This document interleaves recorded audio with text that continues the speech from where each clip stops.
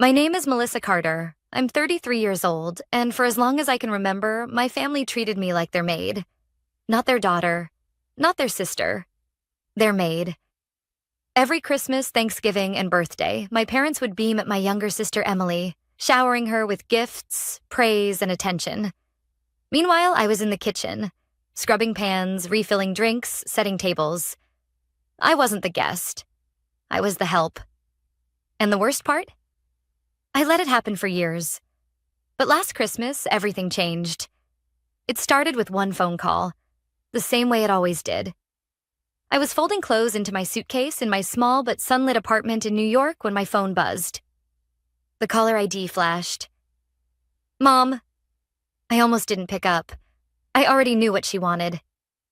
Melissa, my mother said, skipping any greeting, her voice sharp as always. Cancel whatever silly plans you have tomorrow. We need you at the house. I stayed quiet, my hand tightening on the phone. Your sister is hosting a Christmas Eve dinner. 25 important guests, executives, investors, people who matter. You'll cook 25 guests. Less than 24 hours notice. No apology, no question. Just a command. I'll text you the menu, she added. 7 courses, 10 sides, desserts, wine pairings. Use the good china, don't embarrass us. Her tone wasn't a request. It was the same voice she'd used when I was 17 and she decided I'd be the one handling all the family meals because Emily needs to focus on her future. I looked at the plane ticket sitting on my nightstand. A business trip to Florida, a meeting that could change everything. I can't, I started. You can, she snapped, cutting me off. What else do you have to do? You don't have Emily's career. You should be grateful you can contribute somehow. That word, grateful. As if being treated like unpaid staff was a privilege. I pressed my lips together, biting back the truth. That I wasn't just Melissa with no career. I wasn't the daughter who couldn't keep a job. For the last 5 years, I'd been building something in secret. A company of my own. A company that, if everything went right, was about to explode into the national spotlight. But my parents didn't know that. They'd never asked. Melissa, my mother continued, her voice dripping with disdain. Don't disappoint us. These people are important for Emily. She's the star of this family, Emily. The golden child. The one who got a new car at 18, a condo at 22, and her own PR firm at 25. Funded, of course, by my parents. I'd watched her glide through life, cushioned by their endless support, while I was told, be useful. At least you can cook. I glanced at my open laptop. An email glowed on the screen from Victoria Hayes, the CEO of one of the largest resort groups in the country. A contract worth $2 million was waiting for me if I showed up in Florida on December 26th. For once, I had to choose. Be their servant again or show up as the businesswoman I'd fought to become. I didn't answer my mother.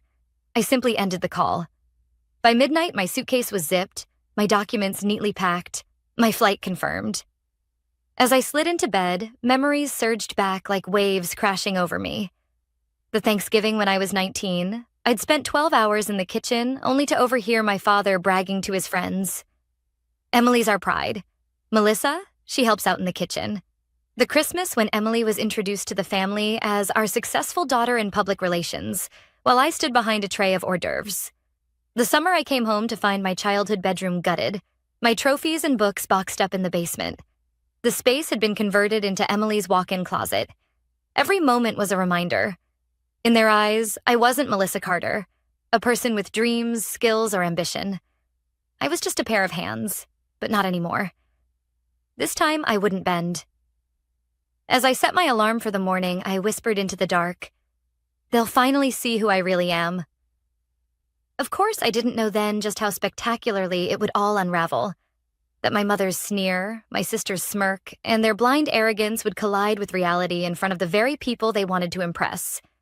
And when it did, the fallout would be so public, so undeniable, that my parents would be left begging for forgiveness. But forgiveness, I knew, would come at a price. By the morning of December 24th, my decision was final. For the first time in 15 years, I wasn't going to my parents' house to be their maid. I was catching a flight to Florida. Still, as I zipped my suitcase shut, a knot of guilt twisted in my stomach. It's strange how old roles cling to you. Even when you know you're right, that little voice inside whispers, "They'll hate you for this." My phone buzzed again and again on the kitchen counter. First Mom, then Emily, then Dad. What I did best. In their eyes, that was cooking, serving, staying invisible. I slipped the phone into my bag and carried my suitcase downstairs. My Uber was waiting. As the driver pulled away, I stared out the window at the gray winter streets, forcing myself not to turn back. At the airport, as I waited for my flight, guilt tugged at me one last time. Against my better judgment, I pulled out a notepad and wrote down the numbers of 3 catering companies I knew offered emergency holiday services. I even tucked one of my own business cards alongside the list. Melissa Carter, CEO, Horizon Catering Group. Then I left the note on my counter. It was a ridiculous gesture, really. My parents didn't even know where I lived. They had never once asked. But still, I left it there. A part of me wanted to say, I tried. I gave you a chance. When I finally boarded the plane that evening, I turned off my phone. The last thing I saw before switching it to airplane mode was a message from Mom. "If you walk away from this, you're no daughter of mine." The plane lifted into the night, and with it, something inside me lifted too. For the first time in years, I exhaled without the weight of their expectations pressing down on me. Connecticut's lights blurred into the distance until they were nothing but specks. But while I soared above the clouds, chaos was unraveling back home. When I turned my phone back on the next morning in my Florida hotel room, the messages poured in all at once. I scrolled through them in silence. Emily's furious texts about guests arriving to bare tables. Mom's accusations, calling me selfish and ungrateful. Dad's pleas, begging me to come home and fix this. Then came the frantic updates. Pizza boxes delivered in place of the lavish feast my mother had promised. Guests leaving early. Laughter turned into whispers of embarrassment, and one line, repeated more than once, made my breath catch. Victoria Hayes was there tonight. Victoria, the CEO of one of the largest resort groups in the country. The very same woman who was flying to Florida to meet with me in less than 24 hours. My parents had begged me to cook for her, convinced she was there to help Emily's career. They had no idea she was about to change mine. By the time I put my phone down, I wasn't angry. I wasn't even hurt. For years, I had been their safety net. The one they leaned on to maintain their perfect image. And the one time I chose myself, their carefully polished world collapsed. I ordered room service and ate quietly, savoring the simple fact that the meal was mine and mine alone. No one barking orders, no one criticizing, no one watching to see if I measured up. Later, as I laid out my presentation materials for Victoria's team, my assistant's text came through. Forbes confirmed your story for their 40 Under 40 feature. Congratulations, boss. Boss, a word my family had never used for me. I leaned back in the hotel chair, staring at my laptop screen, and let out a slow, almost disbelieving laugh. Back home, my mother was probably still fuming, Emily still sulking, my father still scrambling to patch their reputation. And all the while, the woman they'd wanted me to impress as a servant would soon be shaking my hand as a partner. Tomorrow morning, I would walk into that boardroom not as the family disappointment, but as the CEO of Horizon Catering Group. And when the truth reached my parents, they would finally realize the daughter they dismissed as a maid had become the very person their world revolved around impressing. The irony was almost too perfect. Christmas morning in Florida felt surreal. While my parents and sister were likely still reeling from last night's disaster, I was sipping coffee in a resort suite overlooking the ocean. For once, I wasn't waking to the sound of my mother's voice barking orders, but to silence. The kind of silence that feels like freedom. I spent the morning reviewing my presentation one last time. Horizon Catering Group's growth charts, client testimonials, and expansion plans were all laid out neatly in my portfolio. But even as I rehearsed my lines, my mind kept circling back to one detail I couldn't shake. Victoria Hayes had been at my parents' house last night. Would she connect the dots? Would she remember my last name? By evening, I was dressed in my best navy suit, nerves buzzing under my skin as I walked into the resort's private dining room. The pre-meeting dinner was meant to be casual, a way to build rapport before the big contract signing. Victoria arrived a few minutes late, striding in with the quiet confidence of someone used to commanding rooms. She greeted me warmly, though her eyes held a tired edge. "Melissa, it's good to finally meet you in person," she said, extending her hand. "I've been following Horizon's growth for a while now. Impressive work." I thanked her, but before I could steer the conversation toward business, she let out a small laugh and shook her head. "You won't believe the evening I had yesterday," she said. My stomach tightened. "Oh?" "I was invited to a Christmas Eve dinner in Connecticut," she continued. The hostess promised this extravagant meal prepared by her daughter. 25 guests, all expecting something spectacular.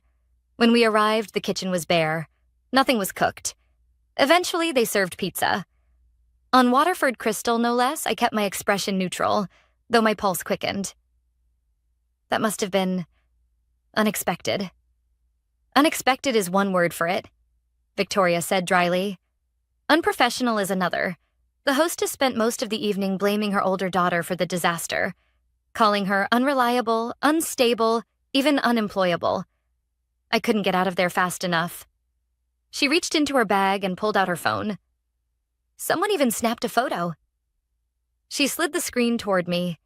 There was my mother, cheeks flushed, pizza boxes spread across the dining table that had once been my pride as a child. Emily hovered nearby, smiling awkwardly while trying to pitch her PR services. I forced myself to glance at the photo without flinching. That does sound difficult. Victoria gave me a sharp look. "Melissa, you wouldn't happen to know a Margaret or Emily Carter, would you?" Funny coincidence. Same last name as yours, I met her gaze, my heart thundering. This was the moment I had rehearsed in my head 100 times. Reveal or stay silent. For now, I chose silence. "They're family," I admitted cautiously. Victoria leaned back in her chair, eyebrows raised. "Family?" "My parents and sister," I said, keeping my tone even. For a moment, she just stared. Then she laughed, not cruelly, but in disbelief. "So let me understand this. The same family who insisted their daughter was too incompetent to host a dinner, the one who served me Papa John's last night, is yours?" I nodded. "And that would make you the daughter they were mocking?" "Yes," I said quietly. "That would be me." The table went still. Even the waiter hovering nearby seemed to sense the tension and disappeared quickly. Victoria set her phone down and studied me. "They called you unemployed. A failure. Yet here you are running one of the fastest-growing catering companies on the East Coast.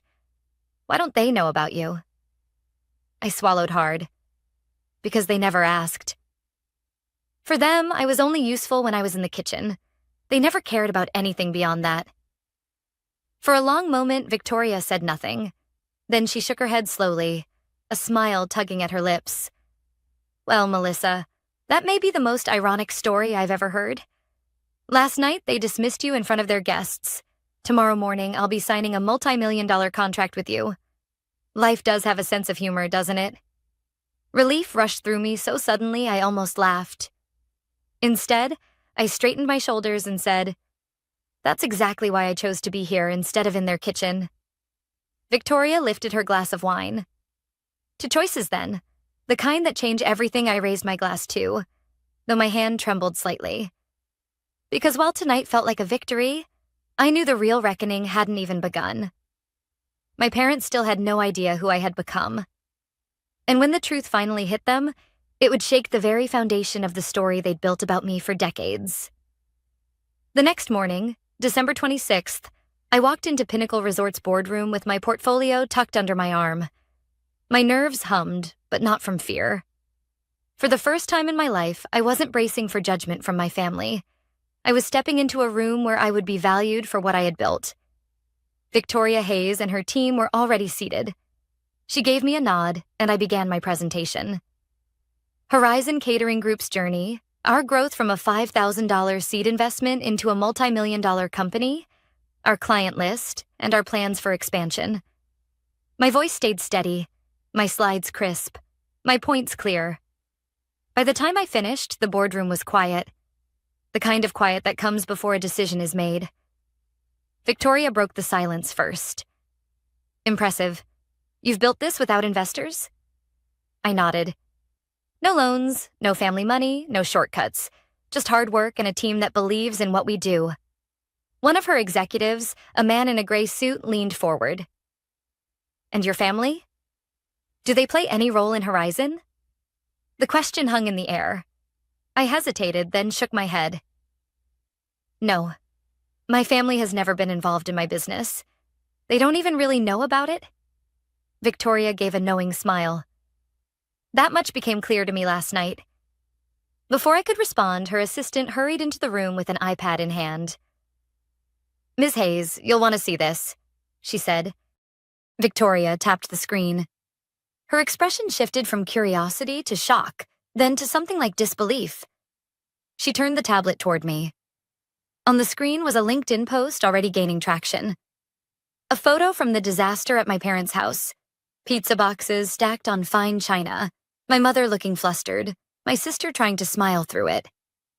And below it, a caption from one of the guests. When appearances matter more than substance. Dinner at the Sullivans last night was memorable. The post was going viral. Comments poured in, mocking the contrast between the setting and the reality. Then Victoria's assistant opened another window on the projector. This also just went live. It was Forbes. The 40 Under 40 feature right there on the screen. My photo on the cover, headline blazing across the top. From invisible to invaluable. How Melissa Carter built a catering empire without family support. The boardroom went silent again, but this time every pair of eyes was on me. Victoria leaned back in her chair, a slow smile spreading across her face. Well, that answers that question. The executive in gray looked stunned. So while your family was calling you unemployed and serving pizza, Forbes was putting you on their cover? I nodded, heat rising in my cheeks. Yes, they never asked about my work. It was easier for them to assume I had nothing going on. Victoria let out a laugh, genuine and sharp. I don't think I've ever seen irony this perfect. Last night, your mother told half a room you were useless. Today, you're sitting here as the CEO of the company I've been waiting 2 years to partner with. I swallowed hard. They created a version of me that was convenient for them. But that doesn't make it true. Victoria tapped her phone. Excuse me for a moment. She stepped into the hallway, speaking quickly into her receiver. I could see her pacing through the glass wall, animated, firm.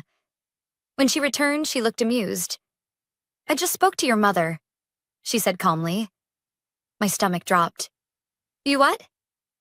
She was desperate, begging me to reconsider last night's impression. Blamed everything on you, said you were unstable, said it was all your fault. So I told her the truth. My pulse hammered in my ears. What truth? That I'd just signed a $2 million contract with her unemployed, useless daughter. That the CEO she insulted in front of her guests was you. For a second, I couldn't breathe. Victoria continued almost casually. The sound she made when I told her. I don't think I've ever heard a grown woman lose all her composure that fast. She hung up on me. The table erupted in chuckles, but I just sat there, stunned. My mother, the woman who had dismissed me for years, had just been forced to hear the truth from the one person she wanted to impress most. When the contracts were slid across the table, I picked up the pen with steady hands. Melissa Carter, I wrote on the line, my signature bold and deliberate. The room applauded, champagne was poured, and congratulations circled around me. But my phone, buzzing endlessly in my bag, pulled at my attention. When I finally glanced at it, I saw dozens of missed calls and messages. From Mom, from Dad, from Emily. Melissa, answer your phone now. Is this some kind of joke? Forbes? Please call us. We need to talk. I slipped the phone back into my bag. Not yet. For the first time in my life, the power was in my hands, and I wasn't going to give it away so easily. When the contract was signed and the champagne glasses clinked, I slipped away to the balcony of the resort. The ocean stretched out beneath the morning sun, endless and calm. My phone buzzed again in my pocket, the 20th time that day. This time I answered. Melissa! My mother's voice cracked like static. How could you humiliate us like this? Everyone is calling. They've seen the Forbes article, the LinkedIn posts. Do you know what people are saying? Yes, I said evenly. They're saying I built something without your money. Without your approval? Without your name, you made us look like fools, she shouted. No, Mom. You did that yourselves. You spent years telling people I was nothing. When the truth came out, the contrast was too big to hide. There was a pause, then my father's voice cut in. He sounded older, tired. Melissa, I should have asked more. I should have seen what you were doing. I didn't. And now it's too late to undo. For a moment, I almost softened, but then I remembered all the Christmases spent in their kitchen, invisible. All the holidays where my worth was measured in dishes served, not in dreams realized. It's not too late, I said carefully. But if you want to be part of my life, things change. I'm not your servant. I'm not your fallback. I'm your daughter, and that means respect, or nothing at all. Mom tried again, voice wavering. Melissa, please. Sarah's firm is collapsing. We've lost our standing at the country club. Your choices have destroyed this family. No, I said firmly. Your choices destroyed this family. Mine saved me. I hung up. For the first time, my hands didn't shake. 3 months later, I agreed to meet them. Neutral territory. A quiet restaurant in Manhattan, not their sprawling Connecticut house where I'd always felt small. When they walked in, I barely recognized them. My mother's confidence was fractured, Sarah's arrogance gone, and my father looked like he'd aged a decade. We sat down. I slid a single page across the table. These are my terms, I said. They read in silence. Equal respect or no contact. No more servant roles, ever. Public acknowledgement of my success. A genuine apology, not performance. Family therapy, non-negotiable. Sarah spoke first. I was jealous, she admitted quietly. You were better at everything, and Mom, she made me feel special by making you feel small. I let her do it because it gave me an identity. I see now how toxic that was for once. Her eyes weren't smug. They were tired. Honest. My father nodded. I should have defended you. Instead, I stayed silent. That silence made me complicit. I am ashamed. Then my mother, who had spent years treating me like a tool instead of a daughter, finally whispered, I'm sorry. Not just for Christmas Eve. For everything. I couldn't stand the idea of you surpassing me. I made you invisible so I didn't have to face that truth. The words hung there. Fragile. Almost impossible. I leaned back. I'll consider rebuilding with you. But it will be on my terms. If you want me in your lives, it has to be as equals. They nodded. For the first time, they didn't argue. 6 months later, I hosted a family dinner. Not at their house. At mine. A 2-bedroom condo overlooking Central Park, a place they'd never set foot in until that night. I didn't cook. My Horizon catering team did, because that was the boundary I would never cross again. As we sat around the table, served by people who called me boss, the reversal wasn't lost on anyone. But it wasn't about revenge anymore. It was about reclaiming my identity. I raised my glass. Success doesn't need permission. Respect is not optional. And family? Family should never be built on making someone feel small. For once, my mother didn't argue. She simply nodded, eyes glistening. My father lifted his glass. Even Sarah managed a faint smile. And me? For the first time in years, I felt seen.